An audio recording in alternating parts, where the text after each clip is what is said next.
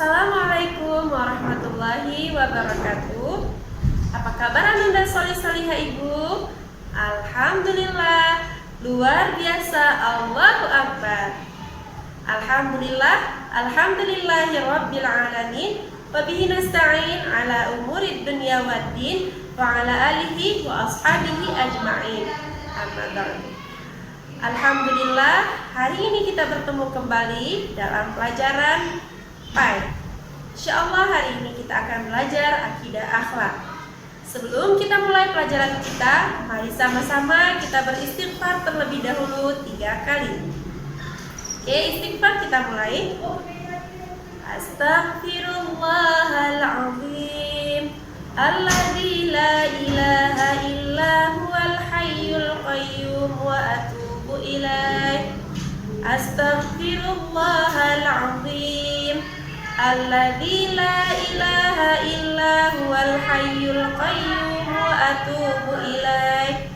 Astaghfirullahaladzim alladzi la ilaha illa huwal hayyul qayyum wa atubu ilaih. Alhamdulillah. Baiklah, Ananda solih-solihah Ibu. Hari ini kita akan belajar tentang cita-citaku menjadi anak yang solih. Nah, sebelum kita masuk kepada judul pembelajaran kita pada hari ini, mari sama-sama kita buka Al-Quran. Quran Surah Al-Baqarah ayat 83. A'udzu billahi minasy syaithanir rajim. Bismillahirrahmanirrahim. Wa id akhadna mitsaqa bani Israila la ta'buduna illallah wa bil walidaini ihsanan wa dhil qurba wal yatama wal masakin wa qulu lin-nasi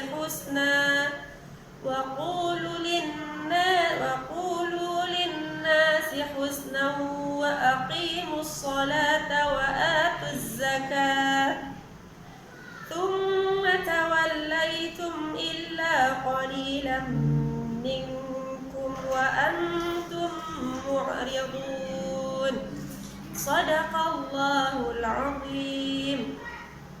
Yang bermaksud, dan ingatlah ketika kami mengambil janji dari Bani Israel, janganlah kamu menyembah selain Allah, dan berbuat baiklah kepada kedua orang tua, kerabat, anak-anak yatim, dan orang-orang miskin, dan bertutur katalah yang baik kepada manusia, laksanakanlah sholat dan tunaikan zakat. Tetapi kemudian kamu berpaling kecuali sebagian dari kamu, dan kamu masih menjadi pembangkang. Maha benar Allah atas segala firman-Nya. Ananda solih-solihah Ibu, asbabun nuzul dari ayat ini adalah peristiwa ketika yang telah dituliskan di dalam kitab Bani Israel, orang-orang Yahudi terdahulu.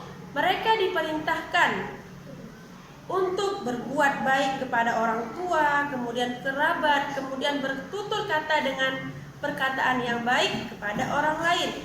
Itu yang dituliskan di dalam kitab mereka. Akan tetapi mereka semua menyembunyikan ataupun tidak menampakkan kepada pengikut mereka tentang perintah yang ada di dalam kitab tersebut. Mereka menyembunyikan tentang hal tersebut, sehingga turunlah ayat ini menceritakan bahwa di dalam kitab mereka sudah ada perintah untuk berlaku baik kepada orang tua, kepada orang lain, bertutur dengan perkataan yang baik. Sudah disampaikan begitu di dalam kitab mereka, tetapi mereka tidak menyampaikan kepada pengikut mereka. Nah, berbeda halnya dengan agama Islam, Ananda solih-solihah Ibu. Allah sudah menurunkan Al-Quran kepada Rasulullah, menyampaikan supaya berbuat baik kepada orang tua kita, kepada orang lain, kemudian bertutur kata dengan perkataan yang baik. Dan di dalam Al-Quran sudah dicatatkan tentang perintah tersebut dan disampaikan hingga akhir zaman. Padahal sudah sangat jauh ya kehidupan ataupun periode kehidupan dari Rasulullah SAW hingga pada hari ini. Namun agama Islam masih tetap berlanjutan hingga pada hari ini, berbeda dengan agama-agama lain. Nah, dari itu insya Allah kita akan belajar tentang cita-citaku menjadi anak yang solih dan bagaimana ciri-ciri anak yang solih yang ada di dalam agama Islam yang diperintahkan di dalam Al-Quran. A'udzu billahi minasy syaithanir rajim. Bismillahirrahmanirrahim. Wa id akhadna mitsaqa bani Israila la ta'buduna illallah wa bil walidaini ihsanan wa dhil qurba wal yatama wal masakin wa qulu lin-nasi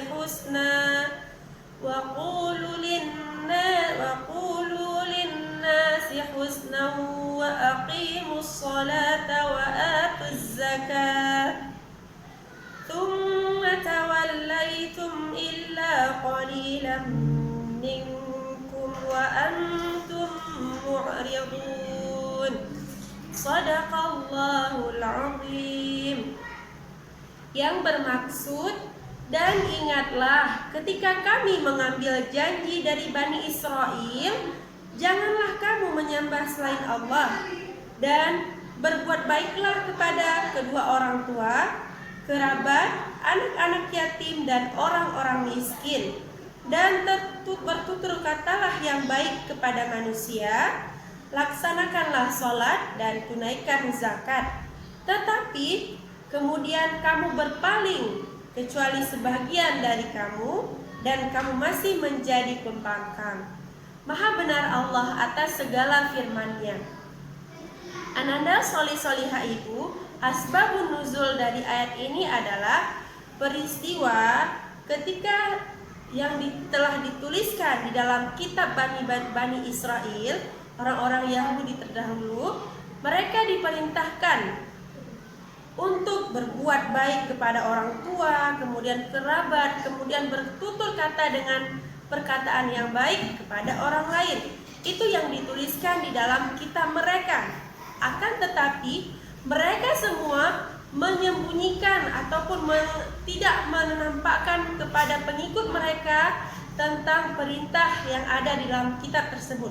Mereka menyembunyikan tentang hal tersebut, sehingga turunlah ayat ini menceritakan bahwa di dalam kitab mereka sudah ada perintah untuk berlaku baik kepada orang tua, kepada orang lain, bertutur dengan perkataan yang baik. Sudah disampaikan begitu di dalam kitab mereka, tetapi mereka tidak menyampaikan kepada pengikut mereka. Nah, berbeda halnya dengan agama Islam, Ananda solih-solihah ibu. Allah sudah menurunkan Al-Quran kepada Rasulullah, menyampaikan supaya berbuat baik kepada orang tua kita, kepada orang lain, kemudian bertutur kata dengan perkataan yang baik. Dan di dalam Al-Quran sudah dicatatkan tentang perintah tersebut dan disampaikan hingga akhir zaman. Padahal sudah sangat jauh ya kehidupan ataupun periode kehidupan dari Rasulullah SAW hingga pada hari ini. Namun agama Islam masih tetap berlanjutan hingga pada hari ini, berbeda dengan agama-agama lain. Nah, dari itu insya Allah kita akan belajar tentang cita-citaku menjadi anak yang solih dan bagaimana ciri-ciri anak yang solih yang ada di dalam agama Islam yang diperintahkan di dalam Al-Quran. Lanjut ke pelajaran kita pada hari ini. Nah, lebih baik kita mengetahui terlebih dahulu apa tujuan pembelajaran kita pada hari ini. Nah, tujuan pembelajaran kita pada hari ini adalah mengetahui macam-macam akhlak terpuji dan mengamalkannya dalam kehidupan kita sehari-hari. Bagaimana caranya kita menjadi anak yang soleh? Nah, untuk menjadi anak yang soleh, kita harus memiliki syarat-syarat tertentu yang sudah digariskan di dalam agama Islam. Bagaimana menjadi anak yang soleh? Untuk menjadi anak yang soleh, kita harus memiliki akhlak terpuji. Nah, akhlak terpuji merupakan akhlak yang baik yang telah diperintahkan oleh Allah dan Rasulullah Shallallahu Alaihi Wasallam. Akhlak yang baik yang dituntut untuk kita melakukannya dalam kehidupan sehari-hari. Akhlak terpuji merupakan akhlak yang disukai oleh semua orang. Nah, selanjutnya kita akan mengetahui macam-macam akhlak terpuji. Nah, macam-macam akhlak terpuji ada 4 macam. Oke, kita perhatikan di sini. Yang pertama, akhlak terpuji adalah jujur. Yang kedua, akhlak terpuji adalah hormat. Yang ketiga, akhlak terpuji adalah patuh.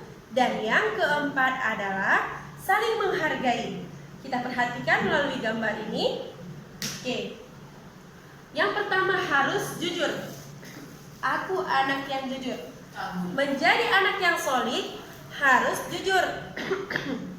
Karena jujur merupakan perbuatan yang harus ada pada diri seorang muslim. Karena Rasulullah Shallallahu Alaihi Wasallam pernah mengatakan bahwa orang yang jujur merupakan umatnya, sedangkan orang yang tidak jujur merupakan bukan umat Rasulullah Shallallahu Alaihi Wasallam. Untuk menjadi anak soleh, kita harus berlaku jujur. Kemudian yang kedua adalah hormat. Kita harus menghormati abi dan umi yang ada di rumah. Kemudian hormati ibu guru yang ada di sekolah, ibu ataupun bapak guru yang ada di sekolah. Kita harus menghormati. Maksud menghormati di sini adalah mendengar apa yang diperintahkan oleh mereka dan patuh mendengar dan taat apa yang diperintahkan oleh mereka. Jadi jika diperintahkan kepada kebaikan, maka kita harus melakukannya. Jika diperintahkan kepada hal yang tidak baik, maka kita harus meninggalkannya. Kemudian patuh kemudian yang kedua hormat kepada ibu guru, karena ibu guru merupakan ibu atau bapak guru ya, ananda solihah ibu, karena ibu dan bapak guru merupakan orang yang sangat berjasa pada kita. Tanpa ibu dan bapak guru kita sudah pasti tidak bisa membaca, kemudian menulis, karena ibu dan bapak guru merupakan orang yang sangat mulia di sisi Allah, karena mereka bukan memberikan kita sesuatu hal yang biasa-biasa saja. Mereka memberikan untuk kita sesuatu hal yang kekal. Jika kita mendapatkan apa yang diberikan oleh ibu guru tersebut, maka kita akan menjadi orang yang tinggi derajatnya di sisi Allah. Apa yang diberikan? Yang diberikan adalah ilmu. Nah, kemudian yang ketiga adalah patuh. Patuh kepada ibu dan orang tua dan ibu guru di sekolah. Patuh kepada mereka, apa yang diperintahkan oleh mereka maka harus kita ikuti. Karena jika diperintahkan kepada keburukan tidak perlu kita ikuti. Seperti halnya kejadian pada zaman Rasulullah terlebih dahulu ya. Dulu ramai para sahabat yang sudah memeluk agama Islam, kemudian orang tua mereka memaksa mereka untuk kembali ke agama mereka. Nah, untuk hal-hal tersebut kita tidak perlu patuh dan taat kepada orang tua kita. Namun kita tolak dengan cara yang baik. Kemudian yang selanjutnya adalah saling menghargai. Nah, saling menghargai di sini terdapat 2 macam. Yang pertama, saling menghargai pendapat orang lain, dan yang kedua, saling menghargai perbedaan. Nah, saling menghargai pendapat orang lain karena di sini di dunia ini kita diciptakan oleh Allah dalam bentuk rupa ataupun suku-suku yang bermacam-macam, dalam bentuk dari keluarga yang berbeda-beda. Jadi pastinya kita memiliki perbedaan. Oleh itu kita harus saling menghargai terhadap perbedaan yang ada. Nah, perbedaan seharusnya tidak menjadikan kita saling berpecah belah, akan tetapi perbedaan menjadikan kita saling menyatu. Nah, yang pertama menghargai pendapat orang lain. Nah, jika orang lain sedang berpendapat, maka kita menghargai. Jika tidak sesuai dengan apa yang kita percayai ataupun kita yakini, maka kita sampaikan dengan baik. Ini menurut saya, misalnya, ini menurut saya seperti ini. Tetapi jika pendapat tersebut memang tidak bisa ditolak, memang tidak diterima oleh orang tersebut, jangan jadikan itu sebagai satu perpecahan ataupun permusuhan. Kemudian menghargai perbedaan, misalnya perbedaan yang Ibu sampaikan di sini, perbedaan dari segi kepercayaan ya. Dari segi kepercayaan di sini ada orang Muslim, ada orang Hindu, ada orang Kristen dan agama-agama yang lainnya yang misalnya yang ada di Indonesia. Jadi kita menghargai kepercayaan mereka. Tugas kita apa?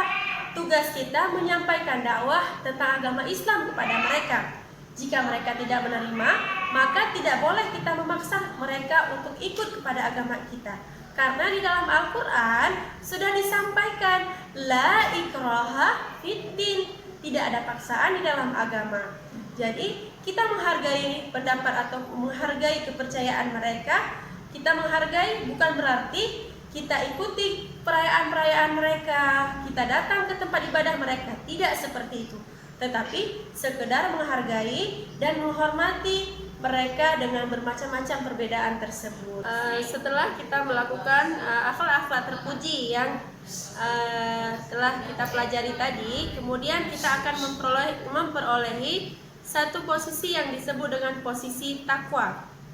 Takwa adalah satu prestasi yang diperolehi oleh seorang mukmin karena penghambaannya kepada Allah Subhanahu wa taala.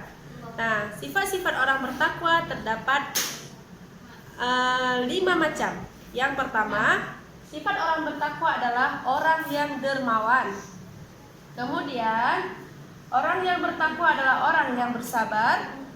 Kemudian, yang menahan amarahnya. Dan yang keempat adalah orang yang sentiasa memaafkan orang lain. Kemudian, orang yang selalu melakukan sholat dan sentiasa beristighfar kepada Allah Subhanahu wa ta'ala. Nah, itu merupakan perbuatan ataupun ciri-ciri perbuatan orang yang bertakwa. Oke. Untuk tugasan kita pada hari ini, silakan Ananda Solihah Ibu mencatatkan ataupun meringkaskan pembelajaran kita hari ini di buku catatan masing-masing. Kemudian silakan Ananda bawa pada pertemuan tatap muka nanti pada hari Jumat dan hari Sabtu dan diserahkan kepada Ibu. Dan semua latihan yang pernah Ibu berikan kepada Ananda Solihah Ibu semua diserahkan pada hari tersebut, insya Allah. Untuk kesimpulan pembelajaran kita pada hari ini, nah, Ananda Solihah Ibu, akhlak terpuji merupakan akhlak yang disukai oleh semua orang. Akhlak terpuji yang sudah kita pelajari tadi merupakan akhlak yang harus ada dalam pribadi kita yang bercita-cita ingin menjadi anak yang solih. Nah, bukan hanya anak yang solih ya, akan tetapi anak yang solih dan anak yang musli. Oleh karena itu, mari sama-sama kita amalkan perbuatan baik tersebut dan akhlak yang terpuji tersebut dalam kehidupan kita sehari-hari. Insya Allah, barakallahu fikum. Ini saja yang bisa Ibu sampaikan. Yang benar datangnya dari Allah, yang salah datangnya dari kekurangan Ibu sendiri. Tutup kelas kita dengan tasbih kafarah. Subhanakallahumma wa bihamdika asyhadu an la ilaha illa anta astaghfiruka wa atubu ilaik. Assalamualaikum warahmatullahi wabarakatuh.